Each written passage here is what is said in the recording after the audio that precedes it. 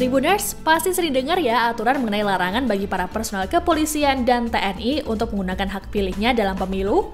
Selain itu, anggota TNI dan Polri aktif juga tidak boleh melakukan politik praktis atau terlibat kampanye partai politik. Padahal di masa lampau, para abdi negara yang kala itu disebut ABRI bisa menggunakan hak pilih bahkan bisa maju dalam pemilu hingga muncul konsep dui fungsi ABRI. Kira-kira kenapa ya? Sekarang kita cari tahu yuk alasannya.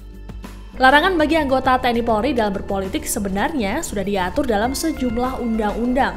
Utamanya pada Undang-Undang Nomor 7 Tahun 2017 Pasal 200 yang berbunyi, dalam pemilu, anggota TNI dan anggota Polri tidak menggunakan haknya untuk memilih. Ketentuan soal larangan mengikuti pemilu bagi anggota Polri juga tercantum dalam Undang-Undang Nomor 2 Tahun 2002 Pasal 28. Dalam pasal tersebut, anggota Polri harus bersikap netral dan tak melibatkan diri dalam kegiatan politik praktis. Anggota kepolisian tidak boleh menggunakan hak memilih dan dipilih dalam pemilu. Sementara itu untuk para prajurit TNI diatur dalam Undang-Undang Nomor 34 Tahun 2004 Pasal 39. Dikutip dari Kompas.com, saat era Orde Lama, keterlibatan ABRI dalam politik membuat institusi menjadi tidak solid dan terpecah. Hal ini karena para anggota ABRI menjadi terkotak-kotak karena pilihan yang berbeda. Kemudian pada masa Orde Baru, masalah ini berusaha untuk diatasi dengan memberikan jatah keanggotaan di parlemen melalui pengangkatan.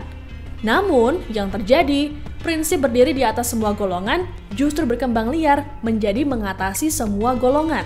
ABRI pun digunakan sebagai alat kekuasaan.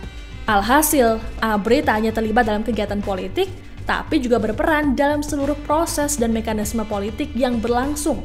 ABRI bahkan ikut mengawasi secara langsung dan mengintervensi proses pemilu. Untuk mengatasi masalah ini, pemerintah pun memisah ABRI menjadi TNI dan Polri. Tak cukup sampai di situ, hak politik para anggota pun dicabut dan tak ada lagi pengangkatan dari dua institusi tersebut di lembaga perwakilan. Hingga akhirnya, kini TNI dan Polri sepenuhnya hanya menjadi alat negara yang profesional. Terima kasih sudah nonton. Jangan lupa like, subscribe, dan share ya.